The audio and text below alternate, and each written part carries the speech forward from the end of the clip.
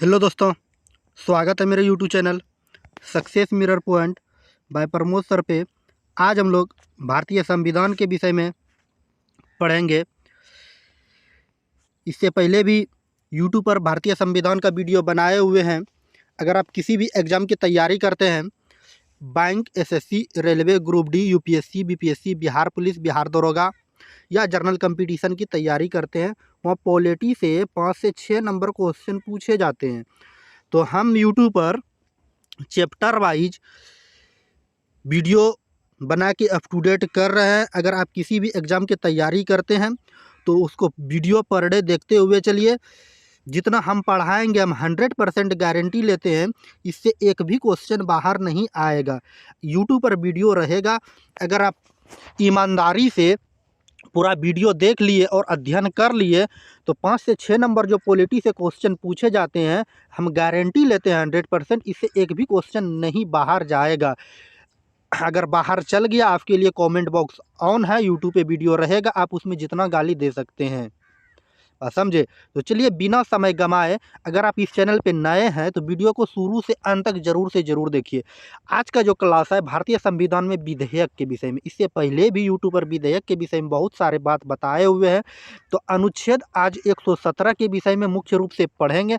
अनुच्छेद 117 जो है, इसमें वित्तीय विधेयक की चर्चा की गई है। अनुच्छेद 117 में किस चीज़ की चर्चा की गई है? वित्तीय विधेयक की चर्चा की गई है। इनके विषय में अब एक एक बातें जानते हैं। वित्तीय विधेयक जो है अनुच्छेद 117 में, तो ये दो प्रकार के अनुच्छेद 117 एक, कहीं एक लिखा रहता है, कहीं ए लिखा रहता है, कहीं ओ लिखा रहता है। तो अनुच्छेद 117 ए में कहा गया राष्ट्रपति की पूर्व अनुमति से लाया जाएगा। तो अनुच्छेद 117 में जो कहा गया है, वित्तीय विधेयक जो लाए जाएंगे राष्ट्रपति के पूर्व अनुमति, राष्ट्रपति को सूचित करके ही अनुच्छेद 117 ए में वित्तीय विधेयक को लाया जाएगा संसद में। अब चलिए, राष्ट्रपति की तो पूर्व अनुमति लेगा ही लेगा, लेकिन सबसे पहले कहाँ पर आएगा? तो लोकसभा से प्रारंभ होती है। तो वित्तीय विधेयक अनुच्छेद 117 ए जो है, सबसे पहले ये लोकसभा में प्रारंभ होती है। राज्यसभा इसे अस्वीकार भी कर सकती है। अगर लोकसभा द्वारा लाया गया है वित्तीय विधेयक अनुच्छेद 117 एक, तो राज्यसभा इसको अस्वीकार भी कर सकती है, इसको मानने के लिए बाध्य नहीं है।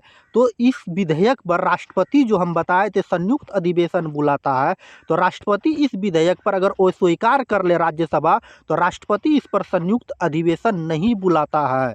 बात समझे?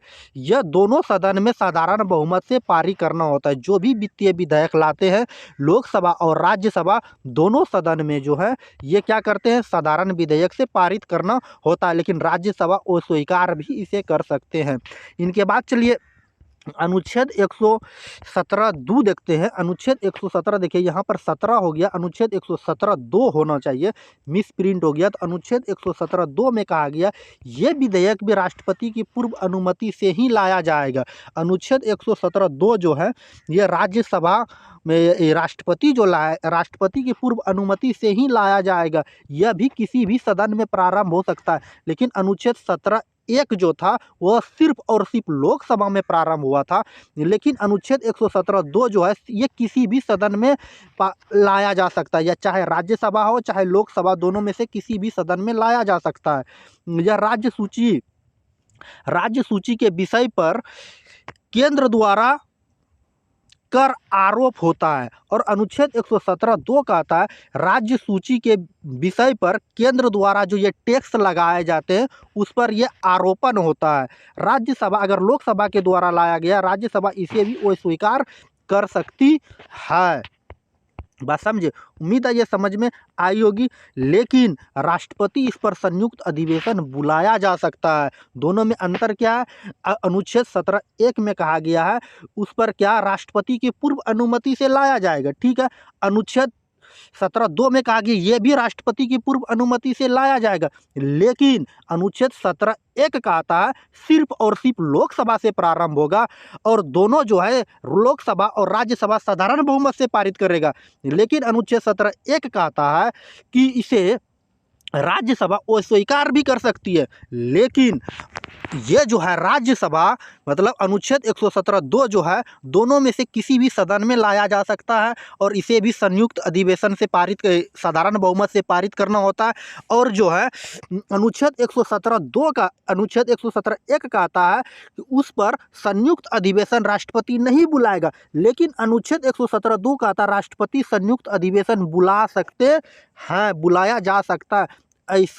ऐसा भी चाहिए जिसका उद्देश्य धन प्राप्ति हो, ऐसा भी उद्देश्य चाहिए जिसका कि धन्य प्राप्ति हो, जिसको पारित होने तथा क्रिया होने पर सरकार को धन दिए की अनुमति मिल जाती है। जिसको पारित होने तथा क्रिया होने पर सरकार को धन दिए की अनुमति मिल जाती है। बात समझे? उम्मीद है ये समझ में आई होगी। इनके बाद चलिए जो पॉइंट है, यह सामान्यतः किसी भी सदन में पहले पेश किया जाता। इससे पहले भी बताएं अनुच्छेद 117(2) कहता है यह सामान्यतः किसी भी सदन में लाया जा सकता है, चाहे लोकसभा में हो चाहे राज्यसभा में। लेकिन अनुच्छेद 117(1) कहता है कि वह सिर्फ और सिर्फ लोकसभा में आएगा और उस पर राष्ट्रपति संयुक्त अधिवेशन नहीं बुलाएगा। और राज्यसभा जो उसको अस्वीकार भी कर सकती है, लेकिन इसको राज्यसभा को अस्वीकार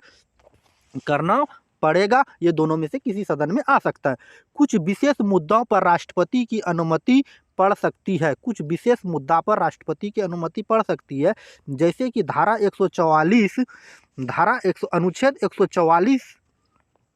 अनुच्छेद 144 के तहत विनियोग विधेयक को रखा जाता है। जैसे अनुच्छेद 144 लाया गया था तो इस पर विनियोग विधेयक को रखा जाता है। अब चलिए इनके बाद जानते हैं संविधान संशोधन विधेयक के विषय में। संविधान संशोधन विधेयक क्या होता है इनके विषय में भी तो आप लोग जानते ही होंगे, नहीं जानते तो कोई बात नहीं, हम बताते हैं। तो संविधान संशोधन विधेयक की जब भी बात होता है अनुच्छेद 368 के तहत भारतीय संविधान संशोधन विधेयक में रखा गया। इससे पहले भी इसके विषय में हम चर्चा किए हुए हैं। राष्ट्रपति की पूर्व अनुमति आवश्यक नहीं है। जब भी संविधान संशोधन विधेयक लाया जाएगा तो राष्ट्रपति की पूर्व अनुमति लेना आवश्यक नहीं है। लोकसभा को राज्यसभा की बराबर शक्तियां प्राप्त होती है और लोकसभा को राज्यसभा की बराबर शक्तियां प्राप्त होती है। यह किसी भी सदन में आ सकता है। संविधान संशोधन विधेयक जो है ये किसी भी सदन में आ सकता है। इनके बाद चलिए आज जो है फिर इनके विषय में धन विधेयक की बात करते हैं। धन विधेयक की बात करते हैं। राष्ट्रपति की पूर्व अनुमति की आवश्यकता होती है। जब भी धन विधेयक लाया जाएगा तो राष्ट्रपति जो होते हैं उनका आवश्यक पूर्व अनुमति लेना आवश्यक है। राज्यसभा को बहुत कम शक्तियां प्राप्त होती है, केवल 14 दिन में ही विधेयक को रोक सकता है। और धन विधेयक जब भी लोकसभा के द्वारा लाया जाएगा तो राज्यसभा को जो बहुत ही कम शक्तियां प्राप्त है, क्योंकि धन विधेयक को केवल 14 दिन ही राज्यसभा रोक सकते हैं। अगर नहीं रोका गया, अगर नहीं 14 दिन से अधिक समय ले लिया गया तो उसको लोकसभा क्या करते हैं, पास मान लिया जाता है। तो इसका निर्णय लोकसभा के अध्यक्ष करते हैं। बात समझे? इसका निर्णय कौन करते हैं? लोकसभा के अध्यक्ष करते हैं। इनके बाद है अनुच्छेद 113। अनुच्छेद 113 पर जो चर्चा किया गया है प्राक्कलन। प्राक्कलन का मतलब होता है कि हिसाब किताब रखना, वित्तीय के विषय में, पैसा के विषय में हिसाब किताब रखना, अनुच्छेद 113 पे कहा गया। इनके बाद अनुच्छेद 114 पे चर्चा जो की गई है विनियोग। विनियोग का मतलब होता है कि पैसा निकालने की विधि संसद के पास है। पैसा खाता से किस तरह से निकलेगा ये विधि जो दिया गया है अनुच्छेद 114 के तहत संसद के पास दिया गया है। इनके बाद अनुच्छेद 115 अतिरिक्त। अतिरिक्त मतलब अतिरिक्त पैसा, अगर पैसा निकाल कर कोई भी फंड में दिया गया और वहाँ पर पैसा घट गया तो अतिरिक्त पैसा घट जाने पर भी पैसा निकालने का अधिकार अनुच्छेद 115 से क्या है, संसद के पास है। इनके बाद बात करते हैं अनुच्छेद 116 पे। अनुच्छेद 116 पे कहता है कि अनुच्छेद 116 कहता है लेखा अनुदान खर्च दिखाना। अनुच्छेद 116 कहता है कि लेखा अनुदान खर्च दिखाना। इनके बाद अनुच्छेद 117 वित्तीय विधेयक की चर्चा की गई है। जो आज का टॉपिक है अनुच्छेद 117 वित्तीय विधेयक की चर्चा की गई है। इनके बाद अनुच्छेद 116 पे आते हैं खर्च और व्यय। खर्च और व्यय की चर्चा की गई है। इनके बाद बात करते हैं ये दो प्रकार के होते हैं, एक योजनागत व्यय होते हैं एक योजनागत व्यय होते हैं, योजना जो कि बनते हैं सरकार के, जैसे वेतन हो गया, पेंशन हो गया, राज्य सरकार का पैसा हो गया, ये योजनागत व्यय के अंतर्गत आता है। एक गैर योजनागत व्यय हो गया जो कि कभी भी आ सकता है, जैसे रक्षा हो गया, अगर एक देश किसी देश के साथ युद्ध कर रहा है, युद्ध हो गया भारत के किसी के साथ, तो ये गैर योजनागत अंतर्गत आता है, क्योंकि वहाँ अचानक पैसा निकाला जाएगा। अब महामारी आ गई, जैसे कि भारत में कोरोना काल आ गया था, तो ये गैर योजनागत, इसका कोई भी योजना नहीं बनता, डायरेक्ट पैसा संसद निकाल सकती है अनुच्छेद 114 के तहत। इनके बाद बात करते हैं अनुच्छेद 120 पे। अनुच्छेद 120 पे जो है संसद का भाषण, संसद का जो भाषण होगा संसद भवन में, या तो हिंदी में होगा या तो इंग्लिश में हो सकता है, या दोनों में से किसी एक में हो सकता है संसद का भाषण, बस समझे। इनके बाद जो पॉइंट, अन्य भाषा का जो प्रयोग करेंगे लोकसभा का अध्यक्ष से पूछकर ही करेंगे, और इसका जो निर्णय देंगे सभापति देंगे, परमिशन बोलने का जो परमिशन देंगे, अन्य भाषा का जो प्रयोग करेंगे ये पहले लोकसभा के अध्यक्ष को पूछेंगे कि ये भाषा का प्रयोग करे या नहीं करे। इसके बाद परमिशन जो है, अगर मान के चलिए आपको अगर इस जगह समझ में नहीं है, अन्य भाषा का जो प्रयोग करेगा तो सबसे पहले लोकसभा के अध्यक्ष क्या देंगे, आदेश देंगे, हाँ ये भाषा आप बोल सकते हैं। और संसद में भाषा बोलने के बाद परमिशन लेना पड़ता है किससे, तो सभापति के द्वारा, लोकसभा के जो सभापति है उनसे परमिशन लेना पड़ता है। इनके बाद बात करते हैं अनुच्छेद 121 पे, संसद पे चर्चा पर रोक। अनुच्छेद 121 कहता है संसद में चर्चा पर रोक। क्या क्या संसद में चर्चा पर रोक हो सकती है, जज के आचरण पर चर्चा नहीं कर सकते हैं। जज का आचरण किस तरह से है, सुप्रीम कोर्ट या हाई कोर्ट का जज या डिस्ट्रिक्ट कोर्ट का, उस पे उसके आचरण पे आप कभी भी चर्चा नहीं कर सकते हैं कि जज साहब ये अच्छे नहीं है, ये खराब है, ये फलना चिलना, उसका विरोध आप जज का विरोध नहीं कर सकते। संसद भवन में भी ये अनुच्छेद 121 का आता है, बात को याद रखिएगा, ये बहुत ही इंपॉर्टेंट है कि जज साहब का आप कभी भी संसद भवन में भी विरोध नहीं कर सकते, लेकिन जांच पर महाभियोग लगा के आप हटा सकते हैं। अगर जज साहब गलत फैसला दे दिए आप उस पर महाभियोग लगा के हटा सकते हैं, लेकिन उस पर जज पे कलंक नहीं लगा सकते, जज साहब पर कलंक कभी भी नहीं लगा सकते। इनके बाद अनुच्छेद 122 पे आते हैं। अनुच्छेद 122 क्या कहता है, कोई भी कोर्ट, हाई कोर्ट हो सुप्रीम कोर्ट, संसद की जांच नहीं करता है। कोई भी कोर्ट जो होते हैं, हाई कोर्ट हो या सुप्रीम कोर्ट हो, वह जांच संसद का नहीं करता है। संसद द्वारा बनाया गया कानून पर जांच करता है। संसद अगर कानून किसी भी तरह से बना दिए हैं, गलत या सही, उस पर कानून बनाए गए कानून पर उसकी जांच करते हैं। बात समझे, उम्मीद है ये समझ में आई होगी। आज का ये छोटा सा टॉपिक था अनुच्छेद 117 विधेयक के विषय में, हम एक एक बातें विधेयक को कवर कर रहे हैं। उम्मीद है ये वीडियो अच्छी लगी होगी और आपके लिए लाभदायक होगा, ठीक ना।